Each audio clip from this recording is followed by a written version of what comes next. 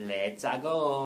Hey DeoGenZ, what is this be? It's Gaming Gauntlet podcast, you see. From current gen to even retro, I share with you all the info I know.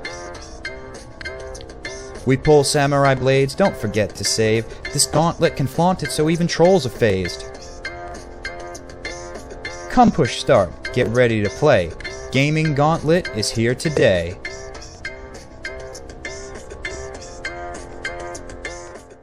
Hello and welcome once again to Gaming Gauntlet Podcast, the podcast that tells you what I've been doing in the gaming world, thoughts that have been streaming through my head, and what I look forward to in the future. Today, guess what? It's all about Nintendo again. Let me just forewarn any people who maybe are fanboys of one company or another. I don't personally care, but I know Nintendo for the longest, so normally I have the most to say about them.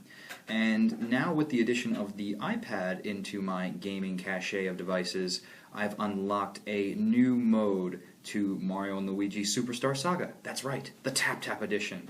Well, okay, it's technically not a new edition, but with this emulator, the GS Phone, which there are plenty of tutorials on Google and YouTube that you can find for that, you too can have Game Boy ROMs that you legitimately rip from your cartridges, and you can play them right on your iPad. That is amazing. Mind-boggling to me, because I spent most of my youth under my covers at night with the clamshell light on top of my Game Boy Advance, trying to see the tiny little pixels that were not illuminated the way they needed to, while this gigantic screen glare was on it, because really, those clamshell lights, they were sort of archaic, they were sort of, you know, just building up what the games are going to be like for future portable systems. So it didn't really illuminate the graphics, but it did make a glare. And that wasn't great. Not to mention, the covers would always slam down all the time with the light, so it was not effective. This on the iPad is gorgeous. You can see some footage right there. It's beautiful, and the overlays that they have, you can make your own skin if you want to. If you get the application for your computer called iFunbox, this is the best way by far to put anything on your iDevice, whether it's jailbroken or not. I believe it works with an unjailbroken device, but if it doesn't, tutorials are on there too. But once you do, you can go into the directory of GS Phone, take it out, put it in your favorite imaging editing program, and bam, you've got your own custom Game Boy that you designed, but if you can find the free ones, best of all. And it really is excellent to see that game again in super stretched outness. I don't know actually why, but I know that it's a common complaint with gamers. Whenever they have something changing in resolution, they always complain, oh, it looks stretched out. Well, who cares? I don't. I had a hard time seeing and navigating when to press the A button and B button to pull off the bros moves in time to dodge my enemy's attacks back in the day when it was on the little tiny screen. Let it stretch out. I don't care. And what's interesting about GS Phone is that it gives you an option for a Bluetooth Wii Remote connection.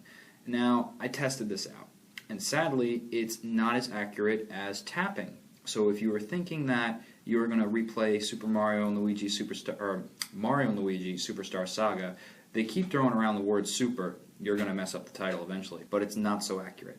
Unfortunately, it's very much not accurate at all.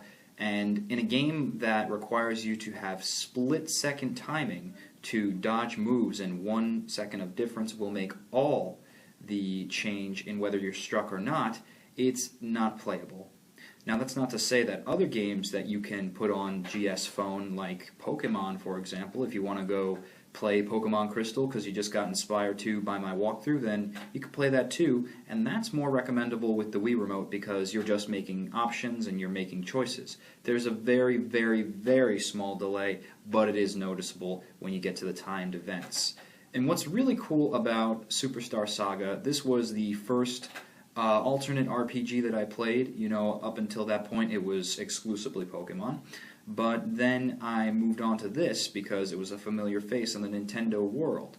And what was really excellent about it was a familiar face, but in an unfamiliar style, in heavily drawn-out story. Now, I don't mean to say that it's something like Chain of Memories or anything like that, the Kingdom Hearts series. It's not like Final Fantasy, definitely not. But it has story and plenty of text to read if you don't constantly click the A button like I did when I was young, so it's also humorous to play through this again to see all the text that I missed. But once you do, you'll see it's a hilarious, almost playable comic book that you get to partake in, with the bros acting out their funny faces and their weird sounds, crazy stuff. I love it. It's bonkers. It's Nintendo and it's wacky, and that's what made that game great. One of the many things. The battling system was very, very tight. If I can tell the difference of a delay in Bluetooth or not, that shows you that it was not sloppily programmed. It was on the money perfection. So you could predict, once you knew well enough your enemies, how to dodge their moves. And you'd have to be looking for very small hints towards things, like maybe they move their hand a little before they go to attack, and if it's the right, then it's Mario, if it's the left, it's Luigi. But you wouldn't be able to tell that, or at least I wasn't, back in the day of the Game Boy Advance iteration when the screen was smaller and not as well illuminated. So I would get better and worse in varying light conditions. So for the longest time I thought that Mario and Luigi Superstar Saga was a tough game. Turned out I just sucked and also had poor eyesight. Once it was blown up big and beautiful on the iPad screen, I thought that it was phenomenal. And it makes me wonder why Nintendo doesn't start to get into conversations with other people about expanding outwards. You know, making more than just their own systems, maybe making third-party applications for the iDevice. I never understood why they haven't ventured into the PDF or virtual ebook area of strategy guides. I've gotten a few that have been fan-scanned, and they look fantastic on the iPad. It's amazing. Incredible. And if you could take that with you, whether you have a Kindle or, whatnot, maybe you just want to look at it on the smartphone. I don't understand why Nintendo doesn't release official guides. I mean, they have official Prima guides still, I do assume, so they didn't end that business connection, but now nobody's using those strategy guides, and it's even more questionable if people will even bother to read a written strategy or even a written review. It tends to be that if there's a video that goes along with it, people are not going to do the research, people are not going to read about what you've wrote. So not only are you killing trees, taking oxygen away from us, but nobody's even going to hear your words. So somewhat meaningless for Nintendo to still do that. But wouldn't it be awesome if Nintendo put out in the iPod and iPad App Store, the iStore I suppose it is, I'm still learning all these new terms, it seems to be whatever the thing is plus I, and then it is Apple something. But if they put their own emulator on the market, that would be sweet, that would be awesome. And then they would have to compete with, I guess, the Game Boy, but the Game Boy, at least to my knowledge, is not on the iStore. It's on the Android store, which is interesting enough, but you have to actually, unfortunately, jailbreak your device. So what I was saying about the iFun box before, what you would use to root around your directories and find where all these overlays for the Game Boy skin is, you won't be able to do that unless you jailbreak your device. It's pretty simple though, and there's a lot of tutorials. One channel in particular I can recommend is Tiny Galaxy. That is a collection, a collaboration of all people who do mobile things. So there are many content generators on that channel that will provide you with some great tutorials on how to do it. But if Nintendo just cut out the middleman of having to hack your device and just designed instead of fought against Apple, and this whole discussion of whether Nintendo will remain relevant in the portable era with all these cheaper and more popular devices, that wouldn't be a question because, yeah, you've got the hardcore gamers going towards things like the 3DS, which great story we'll talk about later on that front. They all stick with the 3DS, but people who are maybe more casual core will still like Nintendo. They remember a familiar face, they remember the mushroom at the very least, most people know that, and they want to try it out. Now, they get to relive all those Nintendo classics, and they could be provided without any ROMs, without needing to rip all these things because it's a hassle, it's quite a process. It usually involves connections, costly things, not too costly, but costly enough to where it's ridiculous.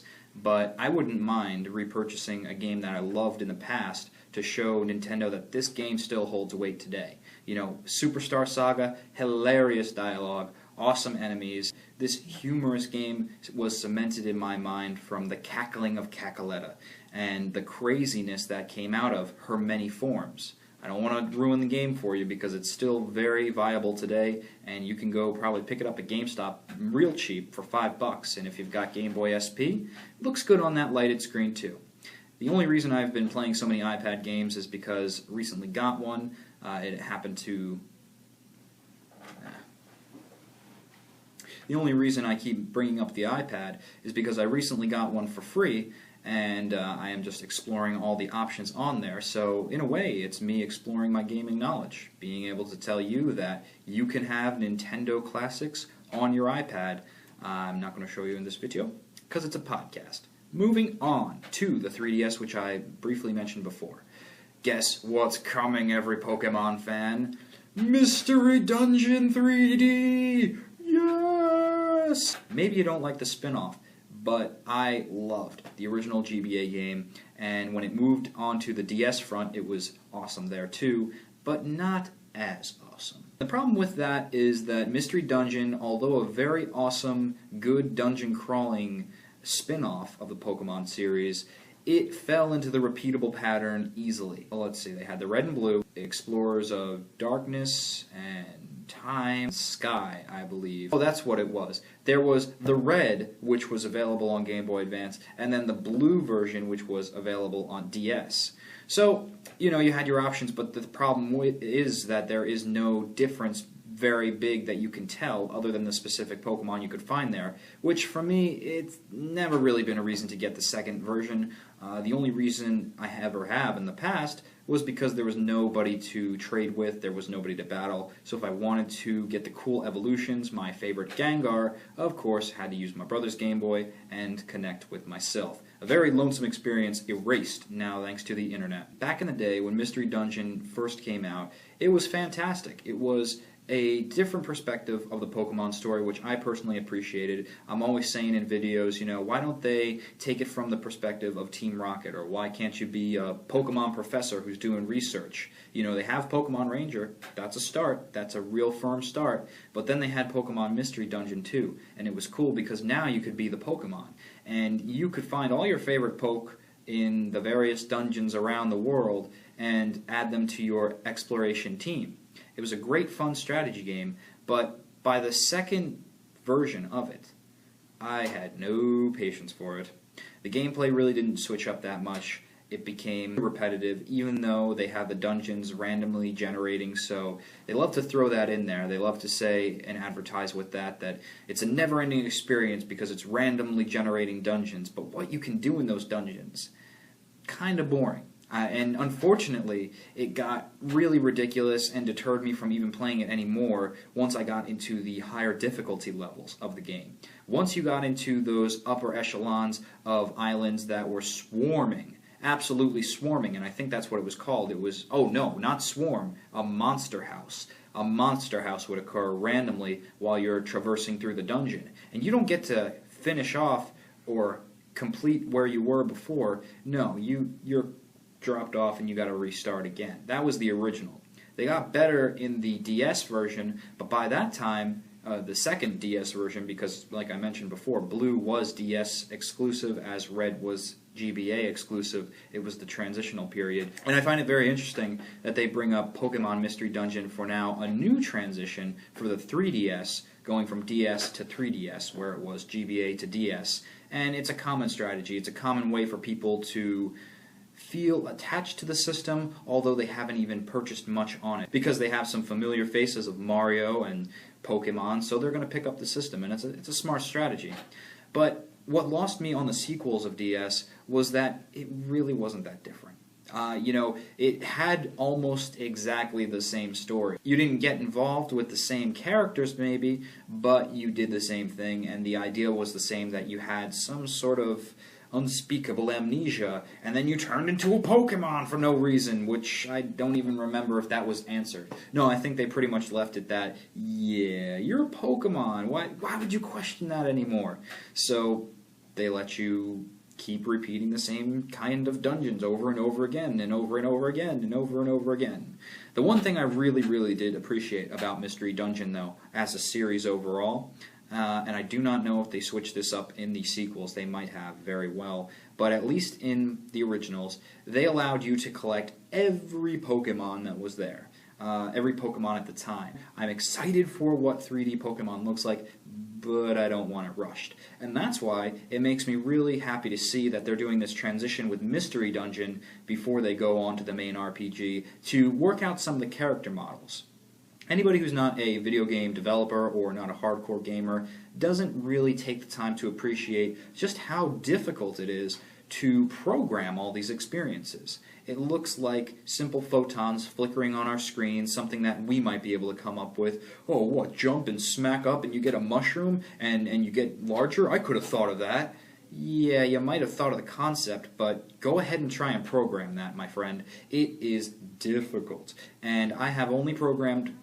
No, I am lying. I've only been a storyboard director on one game that I worked with the programmer in Tangent to tell him how my ideas could translate to binary, but it's very difficult. You almost have to learn a completely new language when you learn developing games. In fact, you really do, a scripting language. It could be considered, just like math, as to be another language. It's another level of understanding that you can speak with other game developers. They'll understand what you're saying, and they'll understand your qualms when programming. For example, there was this one, it was an RPG. It was this one spot where we would set a tile to, when the player walked over it, trip an event. But every time we did that, and we were just using RPG Maker here, so we weren't even developing our own code for the engine that our game ran on. Yeah, try figuring that one out, huh? Try making an engine just to run the idea that you had to put into binary. It's mind-boggling. But it wouldn't work. It kept tripping, and then the character could walk all over the room for some reason. I don't know why it turned on the walls, walk-through walls cheat, but it did. And eventually we figured it out, or eventually we took that element out and we put it in another place because for whatever reason, whatever variables were colliding, it just got too out of hand. Things kept toppling on one another to the point where, oh man, this isn't even a good game. This is now Glitch City. And we weren't trying to make Glitch City. Glitch City is kind of a cool effect if you can do, 1.5 million things or, a list of 10, follow it carefully to get to that point. But if you're just walking in a regular building and now you can walk all over the map, that's not good. That's not the game we're trying to program. So you have to give Nintendo and the Pokemon Company some understanding when they don't rush out the main RPG series right away on 3DS. It takes time, and my money is betting that they're already working on it right now. They may very well be working on the 6th generation of Pokemon that we'll see, and that's gonna, oh man, I really predict that they're eventually gonna get 1,000 creatures, and then it will make me most proud because I will say I learned a lot. I can remember 1,000 creatures and some data about them. You have to develop these character models, and since they're working with 3D technology now, something that is still so new that not everyone knows you don't necessarily need glasses to see 3D. You should know that unless you have some kind of eye accident, like you fought a pirate and he said, flick out your eye, and now you only see 2 dimensions. That's understandable. But most people know you can see 3D normally without glasses. I'm talking about things on the screen, because that's far cooler. Almost. Nature is awesome, but that's not why we're here. I fooled you. You thought I was going to go all hippie environmentalist on you and tell you about the things I was learning in class, but that's for the vlog channel. Who cares about it here? Games, man, games. It's all about the games. But the 3D models, it's great to start seeing them now. You can go view pictures on Cerebi. I've only looked at a few, and there's not a whole lot of information yet out there. But as it slowly trickles in, I will tell you the things that I am excited for.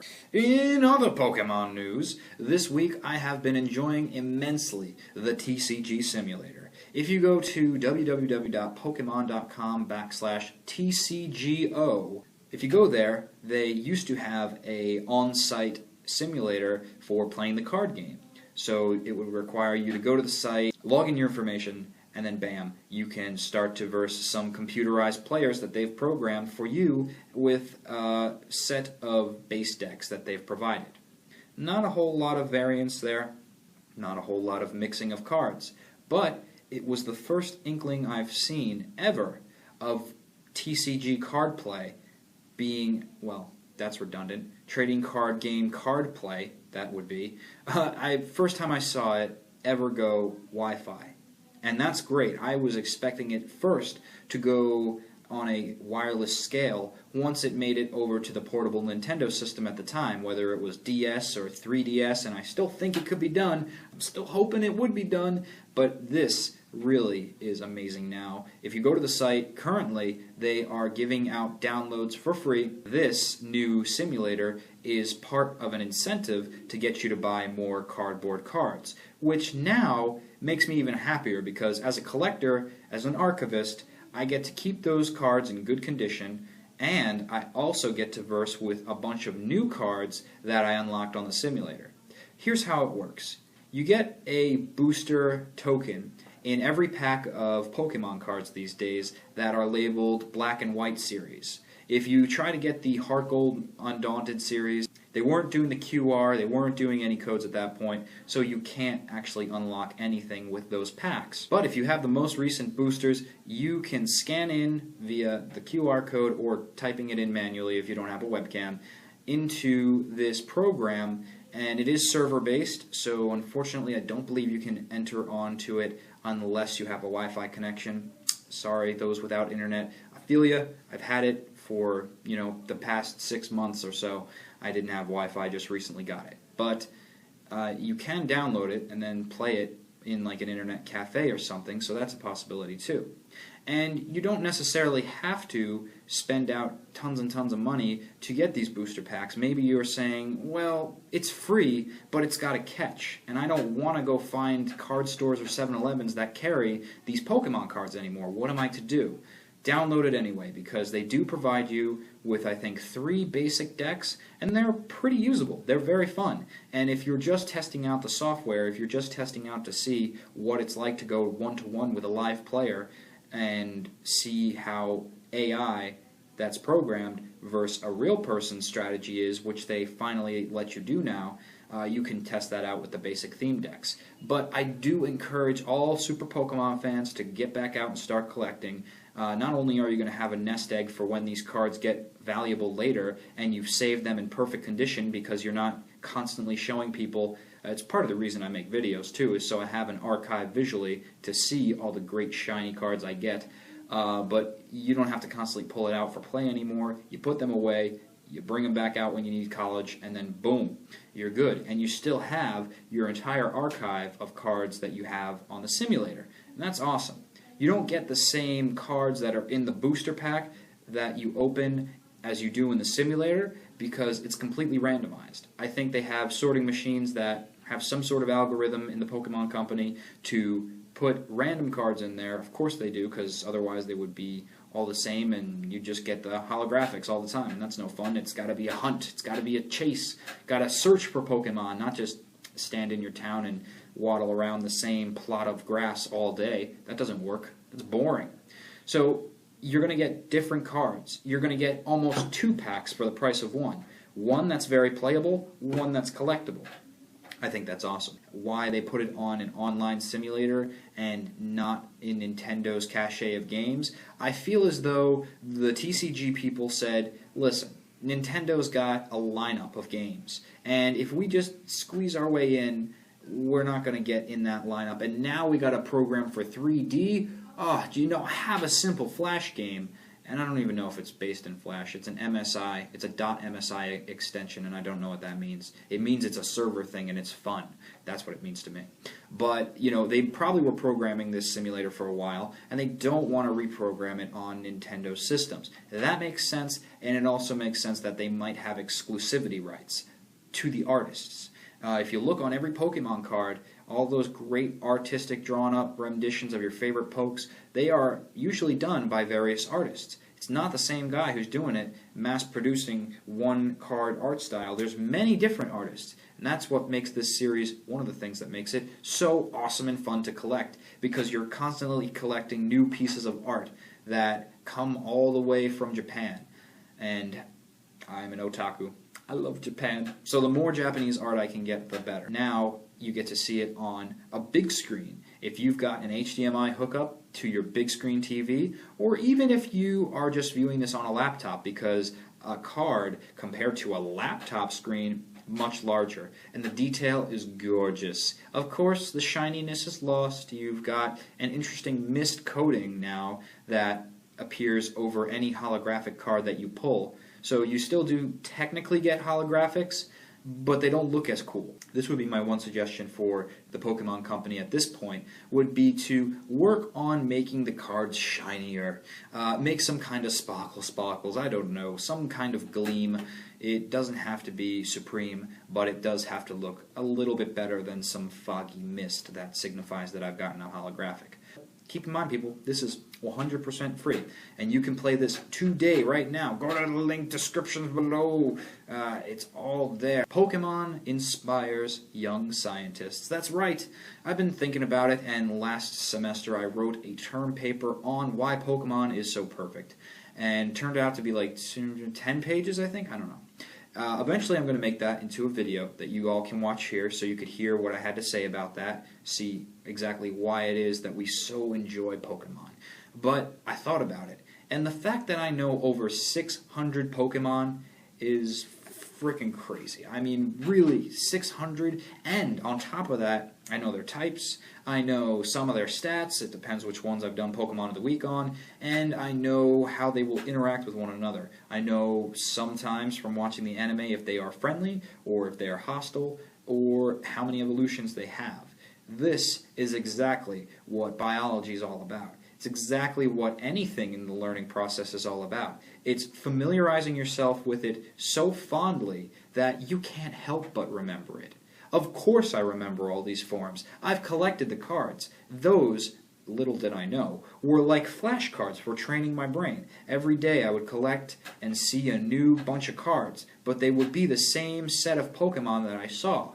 And it's like the semester to study Pokemon is the generation. So from first to second, I got to know the 150. Then, you know, on and on and on, and it keeps compiling on top of each other. But since I've got the facilities, the discipline to train Pokemon all this time and collect all these different creatures and look at all these forms because I find the art so fantastic, that allowed my mind to meld the information, the new stuff that comes in, a lot easier. And I'm finding that situation now in biology currently. I'm taking Biology 102 right now, and it's a part of my environmental science degree. And all these things that I'm learning, it's crazy. There definitely should be a virus Pokemon. I remember Giancarlo Paramango 11 saying this a long time ago, that he wishes there was a virus-type Pokemon. And the things I'm learning in science, yeah, there should be a virus Pokemon, and it would be extreme. It would probably change the mechanics of how the game was played, because then you can get viral forms of mutated Pokemon. But that's besides the point. The thing is, all these new names, all these crazy, terms and stuff, I am actually understanding. Because, first of all, it's based in Latin. So it's prefix, suffix, smush it together. If you know what those are, then you kind of know what the word does. And also, I think of it as interactions between creatures, which oftentimes it is, except in the case of viruses, which are not a living thing, but I'm not here to give a science lecture. So, really, Pokemon helps us more than we suppose, and so do video games. That's right. I don't have the survey for you on the screen, but if you look below, you'll see a study that was done on people who played Tetris for a certain amount of time. They actually had cortex growth and expansion, the connections between their mind, because, do remember, the only reason we function is because of the electrons moving in our mind. Electricity, energy, conveys meaning and things that we remember to us quicker if we train our brains. But who wants to train a brain? I remember those brain training games back in the day, back when DS was still looking to do more than just be an epic gaming system, when Nintendo was investigating in other casual options. It's so boring. Oh. The colors, they're not there. It's white, it's paste, It's black, it's red, blue maybe, sometimes ugly yellow, but it's not a stimulating game for my optic nerves. Why would I want to pick it up? It's not any kind of experience boost. I mean, yeah, ideally I'm getting the experience boost to my head, but something about playing a game makes me want to see a high score somewhere or a level increasing somehow. And the Brain Age games just didn't do that for me. But with Tetris, any puzzle game I would imagine, people had stimulated cortex growth, and that's excellent. Because you think about all the different games there are on the market today, there's not just kill 'em games like shooters and GTA and things like that. Those are great for venting your rage so you don't have to go postal on society. Just kidding. But it is really great therapy in that way, in that sense that you can do something that you definitely would not do in real life because you know there are true consequences to that. You can live that world in there. But in the same way, you're increasing your mind every time you pick up Portal, I bet. Because you're looking at your world. You're observing your environment, which is exactly what an environmental scientist does. And not because I use the word environment. Science in general, all of science, all it is observation. Going into bio this semester, I learned that we know so little. That's pretty much what I know thus far, and a bunch of other terms that I'm not going to cloud your mind with because you don't need to know it, so I don't need to put that on you.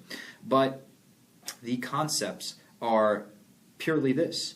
We don't know anything. In our lifespan, we most likely won't know anything, but we are passionate. We have a passion for data, and our insatiable craving for testing keeps us finding new data, whether we want to or not. We can't stop it. And that's why I love Portal, because on the surface, it looks like a really intense and hilarious puzzle game that uses mechanics of gravity and spring pads and lasers and all kinds of great stuff.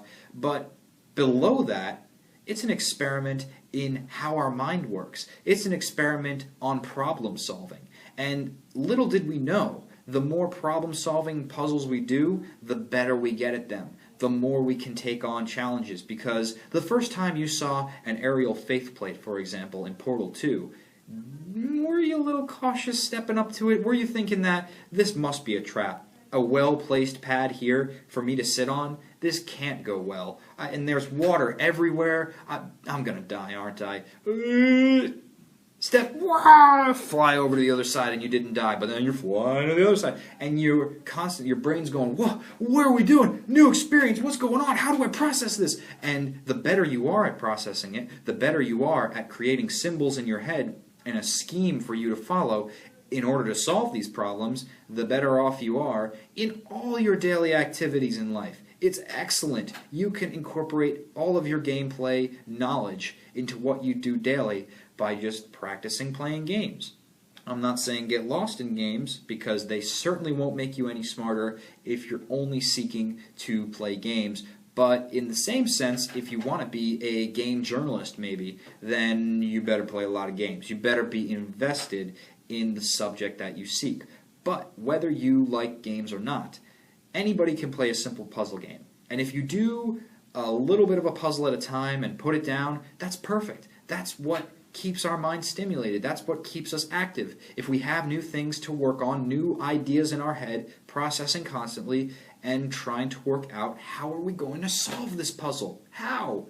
And it feels even better, not only just the pure fact that you solved it, but normally games don't just say, okay, done, and shut off. Well, no. In the case of Portal, it gives you some hilarious dialogue that makes you want to get to the other levels and see how GLaDOS' progression and your relationship is going to change, if at all. But in games that have you level up, that is a great dopamine boost. It actually affects the happiness levels in your mind. Dopamine is the happiness chemical. It's what we release when we're in a good mood. It's what we release when we smile. Cool fun fact for you. Did you know that if you smile, your brain actually releases dopamine even if you're not happy? You actually can trick your brain mechanically like that. So, smile all the time. It's good for you. But also play games all the time. It's even better! And I'm glad that I can deliver you this data because I, being the hardcore gamer that I am, love to update you all that games are the way to go. And it's the future, I believe. It is the way of learning. I think that I learned Pokemon so much better than anything else that I know in my life right now. I know pretty firmly a lot of stuff of Pokemon, but at the same time, I have no idea. I have no idea of the complexities of the metagame. I have a little inkling, and I have a series on Planet Poke called Pokemon of the Week. But aside from that, when I get to study one organism, one fictional organism at a time, and try to understand how they work with the rest of the scheme, it's a very slow process of learning. Since it's not going to land me a job, I don't need to focus on it too much. But here's something really crazy if you don't believe that Pokemon is inspiring scientists of today who played it back in the 90s. There is the Create a Pokemon project on Smogon. And I just recently stumbled upon this. I am not going to make a Pokemon because it takes way too much time reading the forums, and I've got to read my bio textbooks. I got pre-calc to figure out. By the way, did you know trigonometry is nothing? It's bull. Not that it's not real. Don't take me there. I'm just saying it's not hard math at all. I thought that trigonometry, big term, meant that it would be big math. But really, it's just all about angles and triangles, which makes sense. Tri, trig, and ometry. Beside the point. The Create a Pokemon project is pretty cool on Smogon. You can design your own Pokemon, and it's not a artistic design where people try to do sprite fusions like you may have seen on YouTube before. Planet Poke's got them. But you have to delve into the mechanics, the deep interactions of the metagame, and what this whole experiment project is all about. Keep in mind, these are fictional characters. They play no role on the real world other than what we're thinking, which I guess kind of does affect the real world, because then what I think causes me to do this, which makes you happy, and then boom, I just made dopamine. So kind of a real effect in a long term, but not real in the sense that they're not trying to classify different bacterium. They're not trying to find the morphology and mutation levels of different viruses and how they spread quicker from host to host. They're not doing anything real. But they really are using their minds, and they really are using this process of investigation and explorative passion to provide new Pokemon for us to play with. This way we could understand, how did Nintendo come up with this metagame? How did they think that all these stats working together would be balanced as they are, as it seems to me currently, without investigating too much in the metagame, and that people who are 5 and above can still play the game and equally get the same enjoyment? How did they do that? That's crazy. And that's what the Create a Pokemon project's all about. So although I'm not participating in it, I heavily endorse it and would love to have somebody who has worked on the project to come on this podcast. But let me give you a rundown of the future of Gaming Gauntlet. I've got a bunch of great guests on the way. Thankfully, due to the internet once more, I have expanded my reach of conversation contacts, and we will be speaking very shortly with Bill Cosby Plays. You can check out his channel in the description before I even talk to him, so if you want to see what kind of LPer he is, you can. He got me with the name. He really did, but his voice, his voice kept me there. And a question that many of you constantly ask me, whether it's from Planet Poke or it's on my own channel here, why is the channel name Spong Mario and my name is DeoGenZ? Why is that? We're going to solve that soon with an interview with Ryan Church, the creator of Nintendo Radio, which eventually spawned on to be me, DeoGenZ. Well, not true. I was DeoGenZ coming to Nintendo Radio, but it was the branch point that I needed to grow out my YouTube audience further to be inspired to this point of 4,000 plus subs, partnership, and a great community of Pokemon people to discuss topics with. So you're going to get the full story on it from the person who created the original podcast himself. And it's going to be a blast. Haven't spoken with Ryan in a couple of years, so we got a lot of catching up to do, and it's sure to be a great podcast. Remember, guys, do check out everything on Planet Poke. I do, as I mentioned before, a Pokemon of the Week every week on Saturday or Sunday. That's around the time it gets uploaded, usually Saturday. And you, if you want a new member to your team for the metagame, can check that series out. Also, be aware that Vlad is doing an indie game named The Bastion, and it is pretty boss. I've taken a look at it myself. It utilizes many weaponry and a cool RPG adventure type of a game. But that about does it for this week's edition of Gaming Gauntlet. If you guys have any comments and would like to have them answered, leave them below or send me a PM. That's something I'm going to start doing on the next episode, is read off PMs that I receive from people on different topics. So it's not going to just be random PMs who say, how do you get these subs? How can I be partnered? It's going to be really awesome questions that I write out to people, send them their way, and see what kind of return I get randomly. And it'll be interesting to see what kind of opinions we get. So tune in next time for that and very much more. I'm DeoGenZ, and I'll see you next week.